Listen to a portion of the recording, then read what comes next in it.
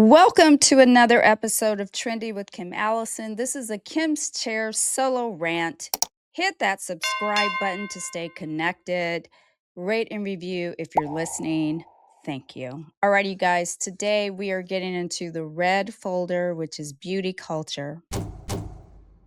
And the reason I picked beauty culture was because these are always my thoughts, things that I ponder about. Sometimes it's what happened to me in the salon this week. So today, my question for you guys is, how do we handle clients who tear themselves apart? Yes, that is the question of the century now, isn't it? And it's something I wanted to bring to the podcast so that I can get some of your feedback because I've been loving your feedback on some of these past episodes. Ever have a client sit in your chair and the first thing they say is, "Oh my God, I hate my hair," or "My hair is thin," or "I look awful"? We have those clients, right? You have them every week, probably, at least every week, if not every day. But hair, that might be the topic, but I'd argue to say, I don't think it's always the hair.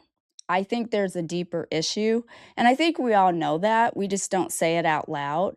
But today I want to talk about confidence. I want to talk about self-talk, like what we tell ourselves and what our role as stylist is in this situation. So, when I said I don't think it's just about the hair, it's never just about the hair. What I mean by that is we as stylists, we don't just cut hair. We call ourselves therapists, but we're not. We're not licensed therapists.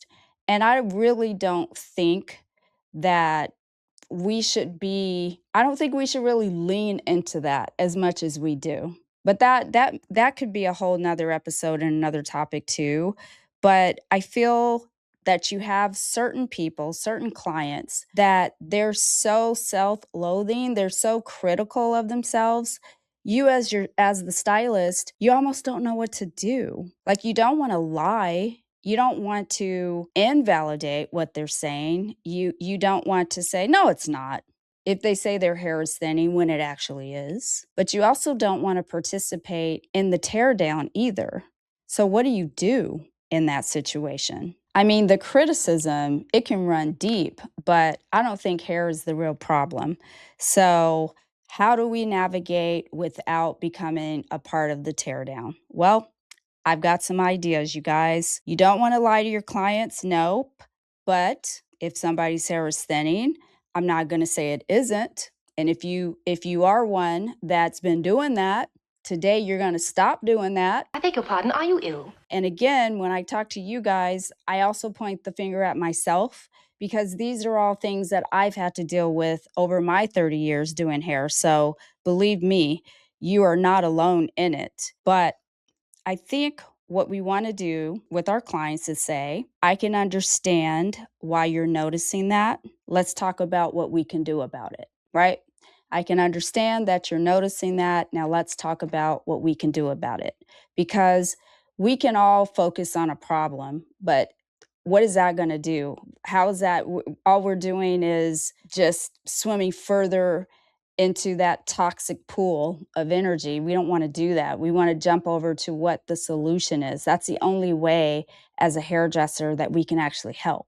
And that's what they come to us for. So there's a difference between telling someone the truth and joining in on that criticism. So here's what we also have to deal with. We have to deal with the client that you can kind of settle them down. You can kind of make them feel comfortable and then they're smiley again. Like when you have that client that comes in and asks you, "Oh my gosh, she's freaking out. Is her hair shedding?" You can look at their hair and be honest and say, "Well, I did see some shedding in the bowl. I can understand what you're sensing, but let's look at this. I have some things we can do. I can do a treatment on it. I can do a scalp service. I can recommend some products that you can use at home, some techniques that you can use at home." And for most people, that's enough. They're like, "Okay, I feel better." But then you have those clients that they don't stop. It doesn't matter what you say. it's still, "No, but you don't understand. No, but yeah, but oh, it's worse than what you're saying though. No, no, I see that, but it's worse than that at home." You're always gonna have those, and I think that's where we spin out of control. Like, no compliment lands. It doesn't matter what we say. No reassurance sticks. It literally, and at that point, you're like, "I don't think this is about convincing you anymore." It's really not. It's like when every reassurance that I could have possibly given you is met with another criticism, the conversation has to be stopped at that point. You know what I mean? Because it's no longer about the hair. And that's what I mean when I say stop trying to heal people. If that is your gift to heal, go for it, girl. But that, for most people, it really is exhausting, and it's nothing against the client. You also go to your stylist, and it is a safe place, and you do have a good rapport, and you should be able to have the hard conversations, the deep conversations. We love that as stylists. But when it comes to your hair, your actual hair, and the things that are going on with your hair, because that's why you're there, right? We can only take so much when we've given you every solution that we have. If you continue on, that's what I mean when I say, have we entered a different waters at that point? And then what do we do from there?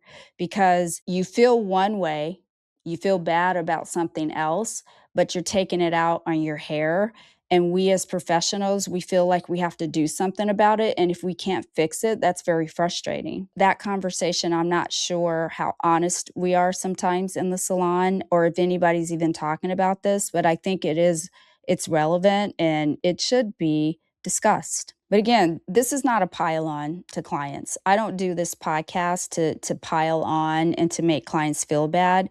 We have a responsibility as stylists to make people look good, feel good. So when they walk out of the door, they feel better leaving than when they came. I'm talking about the 1 out of every 10 clients who just self-deprecates in an unhealthy way, and how we handle that behind the chair when it's coming through the hair and what we do. And I hope I'm not confusing you. I hope that you're picking up what I'm putting down. I'm gonna give you guys some things that I say. Instead of arguing, what I say behind the chair, I say, "I can tell this is really bothering you." That acknowledges that you hear them, you see them, because that's sometimes all people want. Like, is it just me? Am I crazy? Do I have more hair in my hand, or do I have less hair on my head than I did 2 weeks ago? Am I crazy? Sometimes they just need you to validate that. Or you could say, let's focus on what we can improve today, especially for the one that no matter what you say, it's still going to be bad because they just want to feel bad. And that's what I mean when I say nobody teaches us how to feel bad. It's not okay, but why isn't it okay? Because some days you just don't feel, you just ain't feeling it. And can we sit in that sometimes? I don't know. I mean, I just don't think it belongs in the salon. I don't know. Maybe it does. Or we could say, because back to what I said though, let me expound a little bit more on that. When I said, let's focus on what we can improve today. Starting point. We are capable of improving things. We're not miracle workers, but certain things, if it's not something that your body is going through that we can't control, if it's hormones, for example, if it's medication, for example, if the side effects are shedding, well, we're not going to be able to stop your hair from shedding by putting K18 in it. So don't tell your client that you can, because it's just not possible, because the shedding is not due to the body's normal process of shedding, or chemical damage because you color their hair, or heat styling damage, or anything that's topical. Usually if it's topical, there's a fix on our end, but if it's internal, there's not a fix. So for the intent of this episode, we don't want to gaslight our clients, okay? So that's where I'm going with that. Or we could say, another thing I say in the chair, I can't fix everything today, but I can help you leave feeling a little more like yourself. And sometimes, honestly, you guys, that's just a little haircut. It's just taking another inch from the last time you did it. or taking less hair off sometimes. Sometimes that's just giving them a little more time in the conversation that day because they're really feeling bad about something that happened at work. But when they look at themselves in the mirror, it's coming through their hair today. Sometimes it's just that. And it's okay, honestly. For stylist, I want you to remember something. You are not responsible for changing someone's self worth. You're really not. Let me say that again. You are not responsible for changing someone's self worth. You are not. You're a stylist, not a therapist, not a rescuer. Your job is to create a safe chair, listen well, and help people feel cared for, especially their hair. That is your job. Anything above and beyond that, you take that on yourself and you have to deal with the consequences, right? For clients, here's something to think about. When you look in the mirror, ask yourself, am I observing or am I prosecuting? And what I mean by that, when you observe something, it's my hair feels flat today. That's an observation, which is perfectly fine. Prosecution would be, oh my God, I look terrible. I'm so ugly. Can't you hide me and I simply disappear? Your hair can be flat, that can be fixed. Don't relate that to how you feel about yourself. Disconnect the two. Mousse can take care of that. A curling iron, a roller. Don't let your hair be such a part of your identity that it can literally ruin your day. And I know that's hard because our hair, oh my God, are you kidding me? I've been complaining about my hairline for like a whole year and you guys are sick of me talking about it. That's what I'm talking about.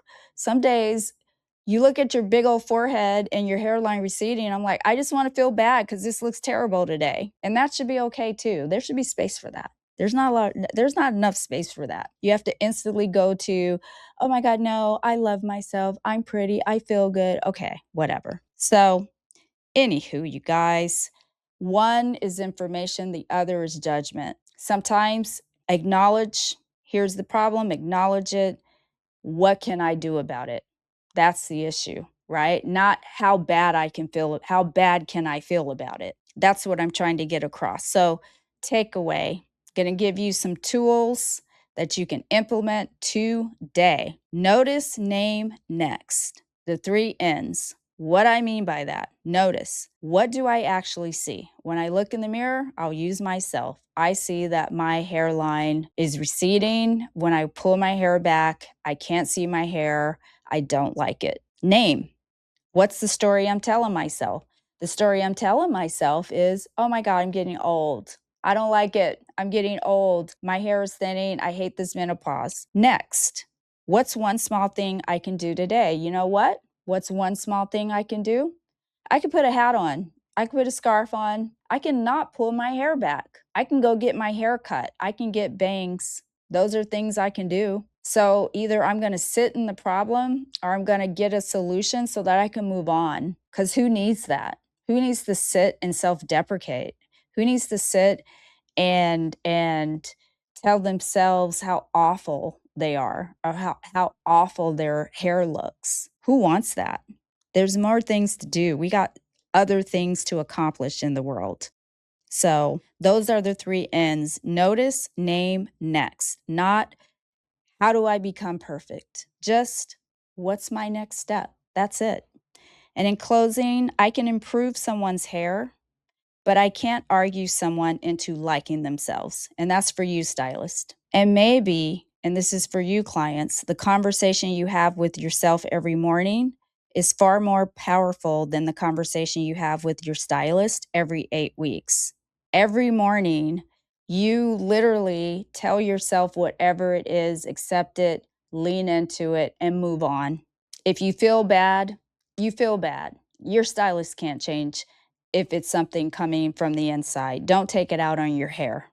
That's all we ask. And that's better for you, honestly. My final thought, be honest with yourself, but don't become your own bully. We all do it.